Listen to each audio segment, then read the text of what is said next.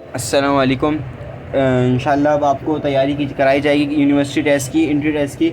अगर आपने तैयारी करी हुई है किसी भी यूनिवर्सिटी की, NAD, बहरिया, सर सैयद, कोई भी यूनिवर्सिटी की अगर तैयारी करी है सर सैयद के अलावा, या फिर इससे पहले इंट्री टेस्ट की तैयारी करी है आपने, तो इंशाल्लाह आपको इसके टेस्ट के देने के लिए इतनी तैयारी नहीं करनी है ज़रूरत, क्योंकि सर सैयद का टेस्ट बड़ा आसान आता है, इतना मुश्किल टेस्ट नहीं आता इसका कि आपको बहुत देर घंटों घंटों बैठ के पढ़ना पड़ रहा है। लेकिन अगर आपने नहीं करी हुई तो इंशाल्लाह आपको उसके पास पेपर सॉल्व कराए जाएंगे। ये इसके पार्ट्स प्रोवाइड कर दूंगा, इसके 3-4 वीडियो के पार्ट होंगे। मैथ्स का कंप्लीट सॉल्यूशन आपको करा दी जाएगा। लेकिन अगर आप चाहते हैं कि फ़िज़िक्स के, केमिस्ट्री या इंग्लिश के सॉल्यूशन, तो वो भी कमेंट सेक्शन में आप लिख दीजिएगा, मैं आपको प्रोवाइड कर दूँगा। अच्छा, अब आपके पास पहला सवाल लिखा हुआ है the slope intercept equation. Slope intercept equation यानी कि आपको स्लोप निकालना है और एक पॉइंट्स दिए हुए। हमारे पास जो फॉर्मूला लगेगा, अच्छा ये पूरा सवाल ज़रा पढ़ लीजिए। Slope intercept equation of the line through point 6,1 and parallel to the line having equation दी हुई और पॉइंट्स दिए हुए। सही है, तो जब इक्वेशन दी हुई और पॉइंट्स दिए हुए तो हमें तो पता है कि ये वाला फॉर्मूला लगेगा y-y1 = m × x - x1।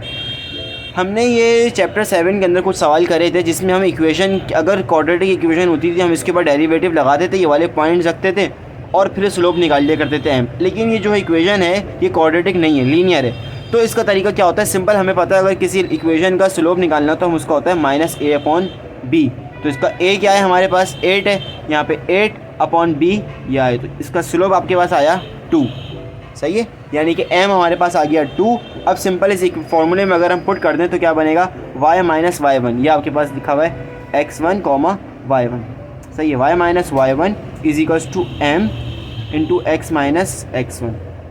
Simple solution, y - y1 2x - 2 6 12 2x - 11। सही है, ये आपके पास इसका आ गया आंसर, ये आपके पास इसका आंसर आ गया। सही है, सिंपल क्वेश्चन है, कोई इतना प्रॉब्लम वाला क्वेश्चन नहीं है। अब आपके पास ये सेकंड क्वेश्चन है, इसमें आपको कहा हुआ है कि बताएं ये कौन सी इक्वेशन है, पैराबोला की है, एलिप्स की है, हाइपरबोला की है या सर्कल की है। देखिए सबकी इक्वेशन हमें पता है कि सर्कल की इक्वेशन क्या होती है, x² + y² + 2gx + 2fy + c = 0। सही है, सर्कल की होती है। पैराबोला, एलिप्स और हाइपरबोला, इनमें थोड़ी कन्फ्यूजन होती है। अच्छा, पैराबोला की है कि एलिप्स के, पहले इसको इक्वेशन बनाते हैं। हमें पता है, हमने जब चैप्टर 9 किया था सेकंड ईयर के अंदर, तो हम जो यहाँ चीज़ इस इधर आपको 1 लेके आना होता है। 1 किस तरह लाएंगे कि इसको डिवाइड बाय 400 करा दें तो हमारे पास आ जाएगा 25x² divided by 400। Complete equation को आप डिवाइड करा दें 400 से। सही है, तो यहाँ पे तो 1 आ गया। इसको और सिंप्लीफाई करेंगे तो क्या आएगा, देखें आपके पास आएगा x² / 16 - y² / 25। ये किसकी इक्वेशन है, बीच में माइनस है, ये इक्वेशन है आपकी हाइपरबोला की। सही है, ये इक्वेशन आपकी हाइपरबोला की आ गई। सिंपल ही हमारे पास ये वाला इसका MCQ उसका आंसर आ गया।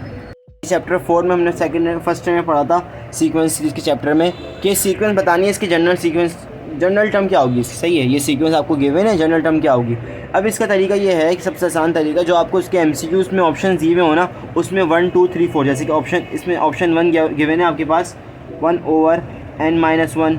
सही है, ऑप्शन 2 आपके पास गिवन है 2n-1 एंड ऑप्शन 3 आपके पास गिवन है जस्ट 2n, और फोर्थ ऑप्शन आपके पास गिवन है 1/2n-1। सही है, अब सिंपल क्या है, इन सब के अंदर ना 1 2 3 पुट करके देख लें। अगर इसके अंदर 1 पुट करें हम तो क्या आता है 1 - 1, तो ये तो बन गया इन्फिनिटी बन जाएगा, ये तो हो ही नहीं सकता। अगर यहाँ पे पुट करें आप क्या कहते हैं 1, इसमें पुट करें 2 1 1 - 1, ये भी 0 होगा, सॉरी 2 - 1 = 1। देखो इसमें जो आ गया ये 1 तो आ गया, अब 2 करके पुट देखो ज़रा, 4 - 1 = 3 होता है, तो ये तो 1/3 आना था हमें, तो ये भी नहीं हुआ। इसमें ये पता चल रहा है कि 2 1 2 होगा, 2 3 6 हो जाएगा, 2 2 4 हो जाएगा, ये आ ही नहीं सकता। अब इसमें ट्राई करते हैं ज़रा, 1 2n की जगह जब 1 रखा हमने तो आ गया 1 आ गया। सही है, 1 हमारे पास = 1 आ गया। फिर जब आप यहाँ 2 रखोगे तो 4 - 1 आपके पास आ गया 1/3। सही है, तो यानी कि कौन सा ऑप्शन करेक्ट है, ये वाला 1/2n-1। ये भी एक बड़ा सिंपल सा क्वेश्चन है, मतलब कि सेकंड ईयर के अगर पेपर दिए तो ये तो फिर मजाक ही एक तरीके से देखा जाए। अच्छा, इसका डेरिवेटिव अंडर रूट को कैसे लेते हैं, सिंपल 1/2 लिखते हैं हम लोग, और जो चीज़ यहाँ लिखी होती है उसको यहाँ लिख देते हैं। सही है, ये आपने लिखा, फिर जो अंदर चीज़ होती है ऊपर इसका डेरिवेटिव ले लेते हैं। इसका डेरिवेटिव क्या होगा, सिर्फ 2 होगा, 2 से 2 ये कैंसिल हो जाएगा, तो आपके पास क्या बचेगा 1/√2x + 1। सही है, अब इसमें अगर आपको ऑप्शन ना दिखे तो इसमें ऑप्शन लिखा हुआ है कि अंडर रूट को 1/2 करके लिख दें, अगर इस तरह 2x + 1 पावर 1/2, एक ही बात है। इस तरह लिखो, इस तरह लिखो, लेकिन आप ऑप्शन आपको ये वाला गिवन है, सही है, तो इसका आंसर करेक्ट ये वाला है। इसके बाद सेकंड क्वेश्चन, फिर दोबारा आपके पास डेरिवेटिव आ रहा है, पांचवा। ये डेरिवेटिव आ रहा है साइन इनवर्स का डेरिवेटिव। साइन इनवर्स का डेरिवेटिव भी आता है हमें, क्या होता है 1/√1 - x², सही है। साइन का ये होता है 1, यहाँ पर अगर कॉस होता तो ऊपर माइनस आ जाता, सही है। टेन होता तो 1/1 + x² होता, कॉट होता तो -1/1 + x² होता। तो ये तो हमें याद करने थे, सेकंड में हमने याद कर रहे थे ये। इसके बाद हमारे पास क्वेश्चन आ रहा है लिमिट का सीक्वेंस, इसका ये चैप्टर 2 है सेकंड ईयर का ना। हाँ भाई, ये वाला क्वेश्चन हमारे पास आ रहा है, इसमें ये कह रहे हैं कि tending to for n tending to infinity, सही है, n टेंड्स टू इन्फिनिटी कि इसमें ऑप्शन आपको गिवन है 9 1 3 0, सही है। अब कौन सा ऐसा नंबर है कि जिसको हम टेंड्स टू 0 अगर हो जाएगा तो 0 बन जाएगा अगर वैल्यू पुट करें। तो इसमें सारी पुट करके देखो, अगर आप 9 पुट करोगे तो आपके पास, सॉरी, जब आप क्या कहते हैं ये 0 जब पुट करोगे तो आंसर आ जाएगा। जब किसी भी चीज़ की पावर 0 होती है तो 0 होती है, और किसी भी चीज़ की पावर अगर 0 हो तो वो 1 होता है। यहाँ पे हमने लिखा 3 की पावर 0 मतलब कि 1 1 - 1 = 0, और 3 की पावर फिर 0 लिखी तो आपके पास आया 0/1 विच इज़ इक्वल्स टू 0, सही है। तो हमारे पास क्या ऑप्शन क्या है, करेक्ट है, 0 ही इसका ऑप्शन करेक्ट है। इसके बाद फिर आपके पास क्वेश्चन आ रहा है question number 7, integral of x + 8√x dx, सही है। बड़ा आसान क्वेश्चन है, कोई मुश्किल नहीं है इसमें। सिंपल क्या करेंगे, पहले हम, ये हमें पता है कि ये 1/2 होता है, सही है, तो हम इसको पहले यहाँ पे लिख देता हूँ मैं कि आपने इसको इस तरह लिख लिया x + 8 dx, ऐसे लिखा हुआ है, और x की पावर 1/2 जब ऊपर जाएगी, अच्छा ये इसके साथ भी इसके साथ भी है ना, यानी कि हमारे पास हो जाएगा x की पावर 1/2 + 8/x की पावर 1/2 dx, सही है, इस तरह लिखा हमारे पास। अब ये ऊपर चले जाएंगे, अगर ये ऊपर जाएगा तो 1 - 1/2 + 8x की पावर 1 - 1/2, सही है। फिर ये आपके पास हो जाएगा x की पावर ½ + 8x की पावर -1/2 dx। इसका जब इंटीग्रल लेंगे तो क्या होगा, पावर प्लस हो जाएगी, है ना। तो पावर जब प्लस होगी तो क्या हो जाएगा 3/2, यहाँ पे 3/2 आ गया, नीचे इसके ऊपर भी 3/2 आ जाएगा, सही है। और जब इसमें पावर प्लस करोगे आप तो क्या आएगा 1/2, तो आप सिंपल लिखोगे 8x 1/2, नीचे भी 1/2। अब इसको ज़रा सिंप्लीफाई करके लिख दो कि ये हो जाएगा 2/3, और क्योंकि जब इसका नीचे पावर होती है 2, डिनोमिनेटर जब 2 होता है, इसका मतलब क्या होता है, हमारे पास ये है रूट है, तो हमने ये रूट बना दिया, और ये जो पावर थी न्यूमरेटर 3 था वो बन जाएगी x की पावर, सही है। फिर यहाँ पे आपके पास जब ये देखो, यहाँ पे जो नीचे वाली चीज़ होती है उसको रेसिप्रोकल कर ही लिखते हैं, 3/2 था 2/3 लिख दिया। इसी तरीके से 1/2 है तो 2/1 जब लिखा जाएगा तो 8 2 16, और 1/2 क्योंकि x अंडर रूट के बराबर होता है, तो ये हमारे पास ऑप्शन आ गया करेक्ट, सही है।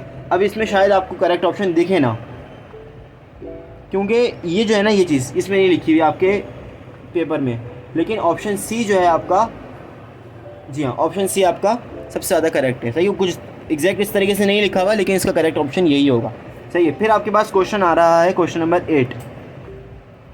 क्वेश्चन नंबर 8 हमारे पास, वैसे तो अगर देखा जाए सेकेंड ईयर की बुक में हम जो सॉल्व कर रहे थे वो तो बहुत डिटेल में सॉल्व होता था ये, सही है, u.b का फॉर्मूला लगता था इसमें, लेकिन इसकी शॉर्ट ट्रिक है DI मेथड। DI मेथड क्या है कि डेरिवेटिव और इंटीग्रल, हाँ भाई देखो, डेरिवेटिव और इंटीग्रेशन करनी है, दो चीज़ें होती हैं इसमें आपके पास। कि हमने जब u.b का फॉर्मूला लगाते थे तो हम कहते थे u किसको सपोज करें और v किसको सपोज करें। हमारी एक ये, हमने उसका तरीका याद करा था आई लेट, है ना, आई लेट से याद करा था। इसको क्या था, इन्वर्स और लोगैरिथमिक, अलजेब्रिक, ट्रिग्नोमेट्रिक और एक्सपोनेंशियल, सही है। जो पहले आता है इस स्पेलिंग के मुताबिक उसको हम u सपोज करते थे, दूसरे उसके बाद वाले को v सपोज करते थे। इसी तरीके से इसमें सपोज करेंगे हम कि u किसको सपोज करें और v किसको सपोज करें। तो u इसमें हमारे पास आ रहा है, देखो पहले l आता है, इसको इस तरह कह रहे, चलो u और वी। वैसे एक्चुअली जो मेथड कहलाता है वो डी आई मेथड कहलाता है, लेकिन डेरिवेटिव के लिए किसको सपोज करें और इंटीग्रेशन के लिए किसको सपोज करें, उसके लिए हमें देखना पड़ेगा कि क्योंकि एल पहले आ रहा है मतलब कि लोगैरिथमिक को हम पहले सपोज करेंगे वी, सही है। तो एल एन का हम डेरिवेटिव लेंगे, एल एन एक्स का डेरिवेटिव लेंगे और एक्स स्क्वेयर का हम इंटेग्रल लेंगे, सही। जब इसका डेरिवेटिव आप लोगे तो आ जाएगा 1/x, इसका जब इंटेग्रल लोगे तो क्या आएगा आपके पास, इसमें पावर प्लस हो जाएगी तो ये हो जाएगा, सॉरी एक मिनट, 3/x/3, सही है, 1/3x/3, सही है, इस तरह आएगा। अब हमें क्या करना है, सिंपल, हमें एक मिनट रुको ज़रा, इसको मैं मिटा दूँगा, रुको। अब हमारे पास क्वेश्चन नंबर 8 आ रहा है, एक्स स्क्वायर एन एक्स, इसका इंटेग्रल निकालना है। सिंपल वी डी यू के फार्मूले से निकल जाएगा। और इसका फार्मूला क्या होता है कि फार्मूला होता है u d v minus v d u d v, हाँ sorry, v d u minus u d v, सही है। सिंपल तरीके से इसका सिंपल तरीके से इसका फार्मूला करने के लिए यह तरीका है, बस ये इसका फार्मूला है, v d u minus u d we.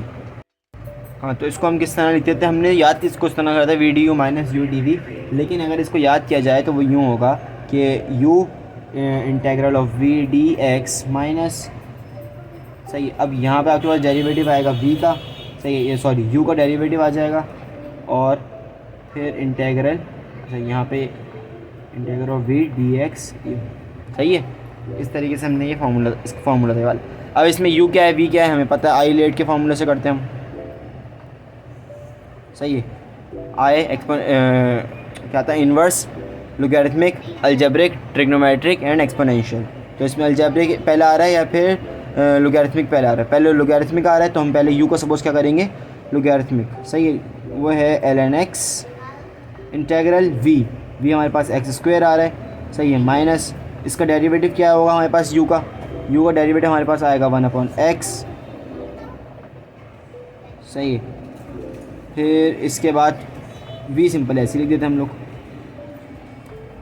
तो ये क्या हो जाएगा 1/3 ln x क्यूब, सही है। फिर पहले ये सॉल्व होगा 1/x, जब इसको हम लेंगे तो ये आ जाएगा 1/3 और x की पावर क्यूब, सही है।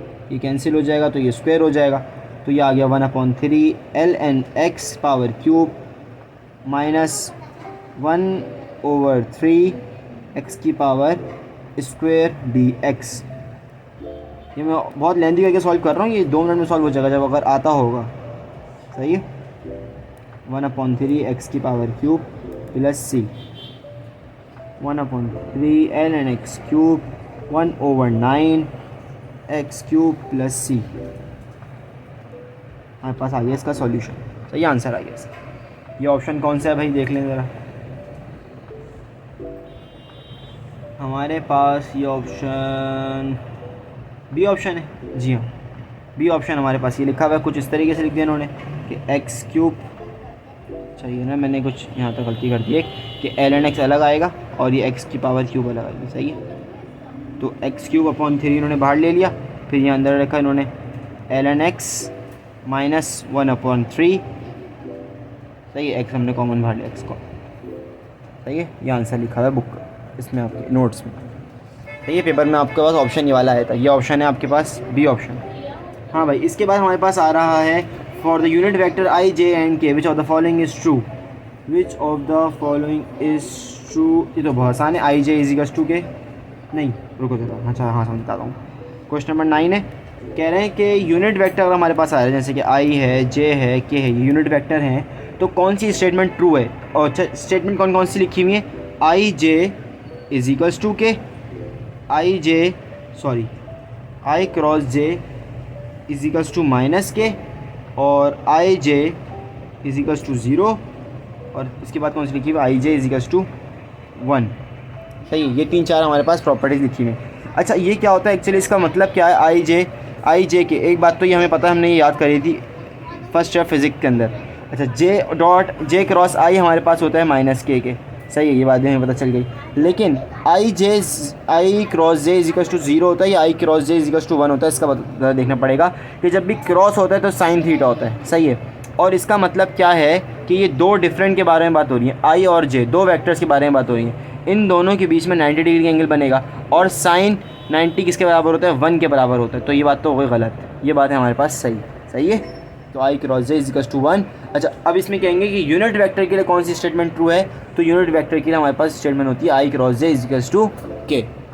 सही है भाई। इसके बाद कौन सा आ रहा है हमारे पास सवाल, इसके बाद भी बड़ा आसान है। कह रहे हैं कि अगर हमारे पास कौन सी कंडीशन हमारे पास तीन वेक्टर्स को कोप्लेनर शो करेगी। तीन वेक्टर्स अगर हमारे पास आ रहे हैं, question number 10 I guess, yes question number 10। अगर तीन वेक्टर्स आ रहे हैं ए बी एंड सी, ये तीन वेक्टर्स हैं। अब कह रहे हैं बताओ वो कौन सी प्रॉपर्टी है जो शो करेगी, जस्ट सेकंड, जी हाँ, जो शो करेगी कि ये तीनों वेक्टर्स कोप्लेनर होंगे। तो इसकी हमें ये पता है, वैसे इसमें ऑप्शन लिखे हुए A cross B cross C is equals to 0, ये ऑप्शन 1 है। ऑप्शन बी आपके पास लिखा हुआ है ए डॉट बी क्रॉस सी, इसको इस तरह भी लिखते हैं और इस तरह भी लिखते हैं, एक ही बात है। ऑप्शन वैसे ये वाला सही है, बताता हूँ क्यों सही है। ऑप्शन 3 आपके पास गिवन है b dot a dot c that equals to 0, सही है। दिख रहा है नहीं दिख रहा, एक मिनट, हाँ ऑप्शन ये वाला है। तीसरा ऑप्शन भी गिवन है, तीसरा ऑप्शन है a dot b dot c is equals to 0। अच्छा, ये वाला कैसे है इसका देखो, सिंपल आप ये देखो कि ये प्रूव करना है ये इज इक्वल्स टू 0 आना चाहिए। बी क्रॉस सी अभी मैंने आपको बताया था कि जैसे कि आई डॉट जे था, इसी i dot j is equals to 0 होता है। अभी पीछे बता देता मैंने, sorry, i dot j is equals to, हाँ सही है सही है। देखो मैंने क्या बताया था, जब दो वेक्टर्स होते हैं तो वो 0 के बराबर होते हैं। सही है, अगर इसका आंसर हमारे पास 0 आ रहा है तो ये 0 को किसी चीज़ से मल्टीप्लाई करेंगे तो वो क्या हो जाएगा 0, तो 0 दैट इक्वल्स टू 0।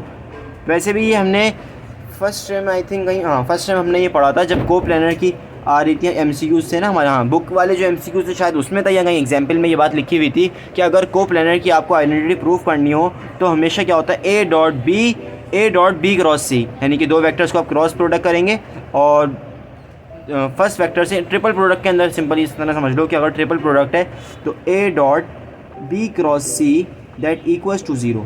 ये हमारी सारी एक प्लेन के ऊपर बात हो रही होती है। सही, इसके बाद बता रहे हैं टू वेक्टर्स आर इक्वल, दो वेक्टर्स कब इक्वल होंगे। बेटा देखो, दो वेक्टर्स जब इक्वल होंगे जब उनका मैग्नीट्यूड और डायरेक्शन सेम हो। तो ये ऑप्शन आपके पास लिखा हुआ है option A, if two vectors if they have same magnitude and direction. सही, अगर उनकी डायरेक्शन और उनका मैग्नीट्यूड सेम हो तो वो सिंपल सेम होंगे। इसके बाद आ रहा है क्वेश्चन नंबर 12। क्वेश्चन नंबर 12 थोड़ा अच्छा है, समझने वाला है कि देखो फॉर सेट ए, कह रहे हैं सेट ए है, सेट ए एंड बी आपके पास दो सेट हैं। सही है, दो सेट आपके पास हैं। सेट ए अगर मैं कहता हूँ आपके पास आ रहा है 0 1 2 3, सही है, और सेट बी आपके पास आ रहा है 0 1 2 3 4 5, सही है, ये सेट बी आ रहा है। अगर मैं निकालूं ए इंटरसेक्शन बी, इन दोनों के बीच का इंटरसेक्शन क्या होगा, कॉमन क्या है दोनों में से, 1 2 3, 0 1 2 एंड 3, सही है। ये एक्चुअली ये सेट किसके इक्वल है, ये सेट ए के इक्वल है। ये कब हुआ, देखो ये प्रॉपर्टी मैंने प्रूफ तो कर दी, लेकिन ये कैसे हुआ कि ए के तमाम एलिमेंट्स किस में थे, बी में थे, यानी कि ए सबसेट था किसका, बी का। तो इसको हम बाद इस तरह लिखेंगे, sorry a is a subset of b. सही है, ये वाला ऑप्शन आपके पास आ गया सही में। अच्छा भाई, इसके बाद क्या है हमारे पास, कौन सा क्वेश्चन है, इसके बाद ही बड़ा आसान क्वेश्चन है। क्वेश्चन नंबर 13 है, -1 + i √3। सॉरी, ये राउंड ब्रैकेट है, मैंने गलती से, इसमें सिंपल a + b का होल स्क्वायर फॉर्मूला लगेगा, a² + 2ab a, और यहाँ पे आपके पास b वाली वैल्यू ऐसे लिख दी, + b² आयोटा का स्क्वायर -1, और जब √3 का स्क्वायर करोगे तो वो 3 बचेगा। सही है, तो यहाँ क्या बचेगा, 1 - 2 आयोटा √3 -3। सही है, तो आपके पास बचता है कुछ, जस्ट अ सेकेंड, ऑप्शन कौन सा है इसमें से, -2√3 आयोटा देन -2, यही है कहीं ऐसा कुछ, हाँ ना। ऑप्शन ए आपके पास यही है, उन्होंने -2 पे रख दिया, -2 आयोटा। सही, ऑप्शन ए है इसका करेक्ट आंसर। क्वेश्चन नंबर 14 आपके पास आ रहा है। क्वेश्चन नंबर 14 भी बड़ा आसान है। इसमें क्या है, कह रहे हैं कि आपके पास x-2 एक फैक्टर है, x-2 एक फैक्टर है और एक एक्सप्रेशन आपको उन्होंने दी हुई है। एक्सप्रेशन आपको उन्होंने दी हुई है x³ - 4x² + kx। हाँ, अब बताना है k की वैल्यू क्या है, k की वैल्यू क्या है। यहाँ पे x की वैल्यू निकालो, x की वैल्यू आ गई 2, इसको इस तरह एक 2 आ गई वैल्यू, अगर इस तरह चाहो तो इस तरह भी लिख लो, x-2 = 2, फिर आ जाएगी 2। सही है, इसको x की वैल्यू को उसमें पुट कर दो, सिंपल, 2 की पावर क्यूब -4 2 की पावर स्क्वायर प्लस k और 2, ऐसे सिंपल लिख दिया हमने। सही है, 8 4 16 plus 2k that equals to 0। सही है, तो 8 - 8 यहाँ पर आपके पास आता है 2k, यहाँ पर आके प्लस 16 हो जाएगा, 16 - 8 तो ये आपके पास आ जाएगा 8 आ जाएगा और k की वैल्यू आ जाएगी 4। सही है, ये आपके पास ऑप्शन आ रहा है डी, ऑप्शन डी आ रहा है। क्वेश्चन नंबर 15 इन्वर्स, ये हमने बहुत पढ़ा, ये जब हम ग्रामर रूल क्लास 9 मैट्रिक से करते हुए आ रहे हैं, ये भी कोई ऐसी मुश्किल चीज़ नहीं है।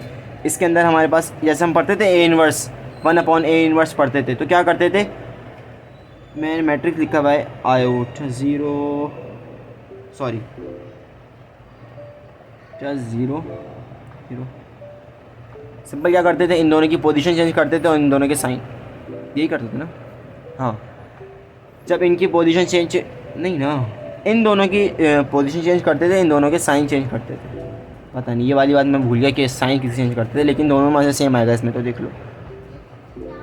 सही है, ये ऑप्शन है आपके पास, और ये ऑप्शन है आपके पास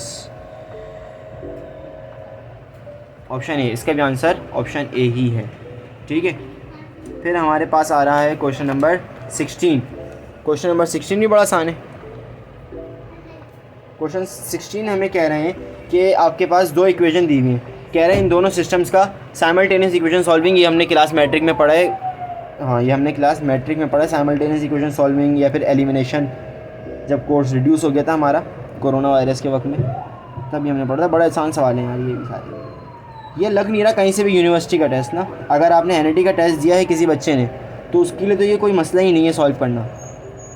सही है, इसको अब साइमल्टेनियस सॉल्व किस तरह करोगे, चाहो तो सिंपल एडिशन सब्ट्रैक्शन करके सॉल्व करवा दो, चाहो तो इसमें से आप कोई चीज़ एलिमिनेट कर दो। जैसे कि अगर ये वाली इक्वेशन लें, इसको इक्वेशन 2 लेके मैं सपोज करता हूँ, इसमें से कॉमन क्या आ रहा है, 5 कॉमन आ रहा है, 5 2 5 कॉमन आया, 5 2 10 + 3y = 20, तो कुछ ऐसा बचेगा आपके पास 2x + 3y। अच्छा, इसका आंसर मुझे इम्पॉसिबल लग रहा है वैसे। सही है, अब यहाँ से आपने x को एलिमिनेट करा तो y आपके पास 4 - 3y which is equals to, ये सही है। इसको हम इस इक्वेशन में पुट कर दो आप ज़रा, 4 - 3y 2 + 3y that equals to 11, 4 - 3y + 3y that equals, हाँ देखो क्या बोला था, इम्पॉसिबल ही आएगा इसका आंसर। सही है, इसका आंसर है इम्पॉसिबल। अब हमारे पास आ रहा है 9 टर्म बतानी है इसमें, ये भी बड़ा आसान क्वेश्चन है। क्वेश्चन नंबर 17, क्वेश्चन नंबर 17 में कह रहे हैं 9 टर्म बतानी है एक प्रोग्रेशन की। अच्छा, उसमें लिख भी दिया उन्होंने ज्योमेट्रिक प्रोग्रेशन है, ज्योमेट्रिक प्रोग्रेशन इट मीन्स इसका कॉमन रेशो सेम आएगा। सही है, इसका R1 आपके पास आ रहा है 1/2, R2 भी ऑब्वियसली सेम आएगा। 9 टर्म कैसे निकालते थे, इसकी जनरल टर्म क्या होती है पहले ये देखो ज़रा, TN कह लो, AN कह लो। सही है, तो वो होती है ARN-1, तो क्योंकि हमें 9th टर्म बतानी है तो AR और 8 होगी। सही है ना, AR⁸ होगी। समझ में आ रहा है ना, सॉरी अगर ये ब्लर हो रही हो वीडियो ना। अच्छा, अब आपको क्या कहते हैं, T9 बताना है। A हमारे पास फर्स्ट टर्म होती है, A32 आ गया आपके पास, और यहाँ पे आपके पास 1/2 8। इसका आंसर कोई, अच्छा जहाँ तक मुझे याद है ना, इसका आंसर सही लिखा हुआ नहीं है इसमें, क्योंकि ज़रा मैं चेक कर दिला। हाँ भाई, इनको सॉल्व करोगे तो आएगा 0.125 और जो कि होता है 1/8 अच्छा इसमें 1/8 कहीं भी नहीं है ऑप्शन ना गिवन। देखो सर सैयद के ना पास्ट पेपर में जो मैंने देखा है उसमें काफ़ी ज़्यादा सही ऑप्शन नहीं गिवन, तो 1/8 से रिजेम्बलेंस मिलता जुला था, आपके पास 7/8 लिखा हुआ है। अब जाहिर सी बात नहीं है तो कुछ ऐसा सवाल टिक लगा देना जो इससे रिजेम्बलेंस काफ़ी हद तक मिल रही हो। अब आ रहा है क्वेश्चन नंबर 18 हमारे पास हाफ एंगल फार्मूला है tan θ/2। tan θ/2 अच्छा वैसे भी बहुत सारे तरीक़े से हो सकता है, इसके कई ऑप्शन हो सकते हैं। एक तो हमारे पास पता है कि tan θ होता है sin/cos, सही है। अगर आप चाहो तो sin θ/2 cos θ/2, ये भी हमारे पास ऑप्शन सही है। अच्छा फिर आपके पास आता है 1 - cos θ/sin θ, या फिर हमारे पास आता है sin θ और 1/+ cos θ। ये सारे ऑप्शन सही हैं, लेकिन जो आपके यहाँ पे गिवन है वो ये वाला गिवन है, सही है, ये वाला आपको गिवन है। 19 आपके पास सवाल आ रहा है, 19 क्या है? अच्छा ये थोड़ा समझने वाला है, इसकी ना बहुत सारे लोगों को मैंने देखा है रट्टा मारते हुए। रट्टे वाली चीज़ नहीं है यार, ये बड़ी आसान चीज़ है। देखो इसको समझने की बात यह है कि अव्वल तो हमने इसको पढ़ा है, क्लास फर्स्ट टाइम हमने पढ़ा है, ये चैप्टर नंबर 10 में था, ट्रिग्नोमेट्रिक आइडेंटिटीज़। काफ़ी सारे थे, ये बहुत सारे लिखे हुए थे, मैं बिल्कुल याद था मुझे, इसका पेज नंबर भी याद था मुझे, तो खैर बाहर है। अब आपके पास अगर समझ में आती हो थोड़ी सी ट्रिक्स वगैरह देखते हैं। ये आपके पास आ गया, या 90 आ गया, 0 आ गया, 360 आ गया, सॉरी हाँ 360 घूम के आ जाएगा ना, 180 आ गया, 270 आ गया आपके पास, सही है। देखो अगर आपके पास कौन कौन सी हैं 90 और 270, अगर यहाँ पे 90 और 270 होगा ना तो कॉज हो जाएगा साइन में। अगले पेज पे समझाते हैं ज़रा ना, ये बात थोड़ी समझने वाली है। देखो आपने ये ग्राफ बनाया, ये आ गया 90 270, वैसे समझने की सिर्फ ये चीज़ें, बाकी इधर 0 आ गया, इधर आ गया आपके पास 180 आ गया, 360 भी इधर आ गया। खैर अब आपको समझने की बात यह है कि अगर आपके पास कॉज हो, साइन हो, कुछ भी चीज़ लिखी हुई हो, सही है, अगर यहाँ पे 90 प्लस थीटा हो, 90 माइनस थीटा हो, या फिर 270 माइनस थीटा कर लो, चलो सही, ये चीज़ें हों, तो इनमें एक बात तो हमें आंखें बंद करके बतानी है कि कॉज जो है साइन में कन्वर्ट हो जाएगा, साइन जो है कॉज में कन्वर्ट हो जाएगा। इसी तरह टेन होता तो कॉट में कन्वर्ट हो जाता, कॉट होता तो साइन में हो जाता, साइन और कोसेक होता तो सेक हो जाता, सेक होता तो कोसेक हो जाता, सही है। ये बातें हमें पता हैं, लेकिन अब ये देखना है कि ये प्लस में आएगी माइनस में आएगी, पहली चीज़ तो ये। अब प्लस में आएगी कि माइनस में आएगी, इसका मतलब ये है कि 90 प्लस थीटा, देखो 90 के अंदर एंगल हम प्लस कर रहे हैं, जब ये फर्स्ट आ गया, सेकंड आ गया, थर्ड आ गया और फोर्थ क्वाड्रेंट आ गया। अब आपको पता है कि पॉजिटिव किस में होते हैं, यहाँ पे सारे पॉजिटिव होते हैं, यहाँ पे सिर्फ साइन पॉजिटिव होता है, यहाँ पे सिर्फ टेन पॉजिटिव होता है, यहाँ पे कॉस पॉजिटिव होता है, सही है। अब क्योंकि 90 प्लस थीटा है, 90 प्लस थीटा, यहाँ पे कॉस क्या होता है, नेगेटिव होता है यहाँ पे, तो यहाँ पे नेगेटिव आ गया, और सिंपल आपके पास जो चीज़ होगी वो यहाँ पे लिख दोगे, ठीक है। हाँ भाई समझे ये वाली ट्रिक, बड़ी अच्छी ट्रिक है, ये समझ लो भाई, इसके रट्टा मारने की ज़रूरत नहीं है, हर चीज़ के रट्टे मारना फ़ायदा नहीं है रट्टा मारने का। हाँ तो इसी तरीके से हमने ये पता कर लिया। अब इसमें आ जाओ, इसमें देखो 270 माइनस थीटा था, ये मैंने कब लिखा था, 270 माइनस थीटा था, 270 के अंदर से हमने थीटा माइनस कर दिया, सही है। तो 270 जब माइनस थीटा आया तो आप कौन से क्वाड्रेंट में आ गए, फोर्थ क्वाड्रेंट में आ गए, और हमें पता है कि फोर्थ क्वाड्रेंट में साइन कॉस, हाँ साइन क्या होता है, नेगेटिव होता है, तो ये हमारे पास आ गया, सही है। ये वैसे तो चाहूँ तो समझाना शुरू कर दूँ, लेकिन अगर यहाँ पे आए cos 180 लिखा हुआ है, यहाँ लिखा हुआ है cos 180 प्लस थीटा, देखो पहली बात तो हमें पता चली कि 180 के अंदर प्लस हो रहा है, सही है। प्लस करोगे तो इस वाले क्वाड्रेंट में जाओगे, 180 इधर है, प्लस कर रहे इधर आ गए, इस वाले क्वाड्रेंट में आ गए, यहाँ पे 10 आ गया। cos पहली बात कि अगर 90 और 270 होता तो चेंज होता, अगर नहीं है तो उसको ऐसे के ऐसे ही लिख देंगे, सही है। और इधर वाला थीटा आ जाएगा, वो तो हमें पता है। ये जो चीज़ें ये सिर्फ हमें शो करेगी कौन से क्वाड्रेंट की बात हो रही है, अभी कौन से क्वाड्रेंट की, थर्ड क्वाड्रेंट की, लेकिन आएगा माइनस, ठीक है। हाँ भाई इसके बाद हो गए माशाल्लाह, ये 20 हमारे क्वेश्चन यहाँ पे कंप्लीट हो गए, सही है, इसका आंसर ये वाला है। हाँ भाई तो अल्हम्दुलिल्लाह ये हमारा ये 2015 का क्वेश्चन यहाँ पे ख़त्म हुए, सही है। मेरा नाम है अब्दुल रहमान, इंशाल्लाह आपको इस चैनल पे कोई भी चीज़ पूछनी हो तो आप ज़रूर पूछ सकते हैं, ठीक है। आप बोलोगे तो मैं इसकी PDF भी नीचे सेंड कर दूंगा, लेकिन अगर आप चाहो तो मैं आप यहाँ पे आपके लिए प्रॉपर तरीके से कर, पेज नंबर 1 है, सही है, ये पेज नंबर 1 है आपके पास, सम कंप्लीट देख लो इसमें। इसके बाद ये पेज नंबर 2 आ रहा है आपके पास, सही है, 2 आ रहा है। इसके बाद पेज नंबर 3 आ रहा है, एंड देन लास्ट में पेज नंबर 4,